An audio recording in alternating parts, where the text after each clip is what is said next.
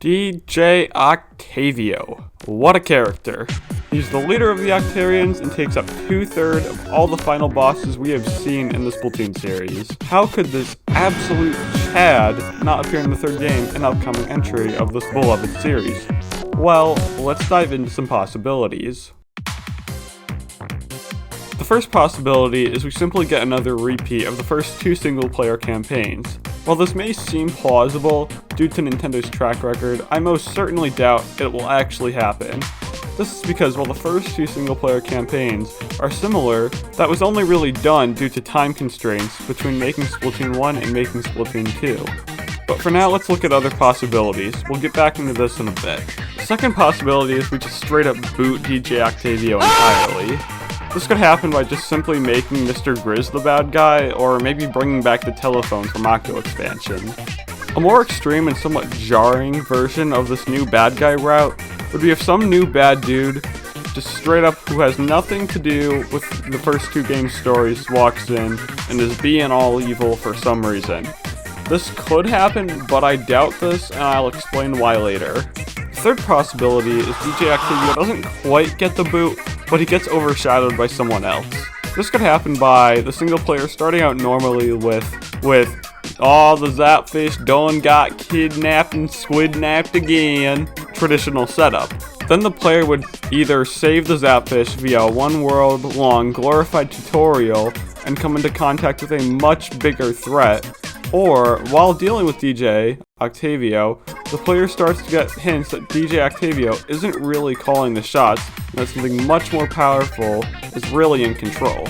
This would be a really cool change of pace and fit in perfectly with the series, as there's typically a plot twist in Splatoon's campaigns. I feel that setting up something we've seen before and pulling the rug out from under us would lead single player to be a bit more of something that people actually want to play. I'll get into why people would probably want to play this campaign in a bit. Now, onto all the stuff I'd said I'd get back into.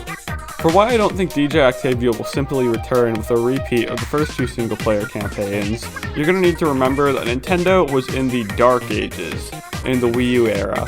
It's hard to imagine a struggling Nintendo due to how well they're doing now, but you have to remember that the Wii U was doing really bad during its lifespan, especially in the end, also known as when Splatoon 2's development period got going. The Wii U bombed hard, which caused Nintendo to really scramble to create a true success, as to not fall into becoming the next Sega. For this success to happen, they really needed to get their first year of the new system right. This meant having a steady supply of software ready, and part of the steady stream had to be Splatoon. So with the first Splatoon ending its software updates about a year in, this left the devs around a year to get a banger of a Squid game out. The fastest way to do this was to recycle a little bit.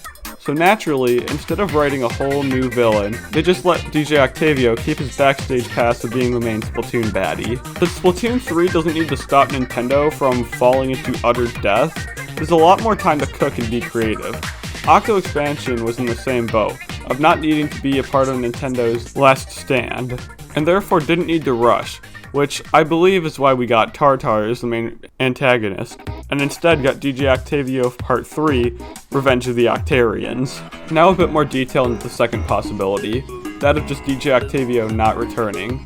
For this possibility, I mentioned how I thought the new baddie being 100% new wasn't really going to happen.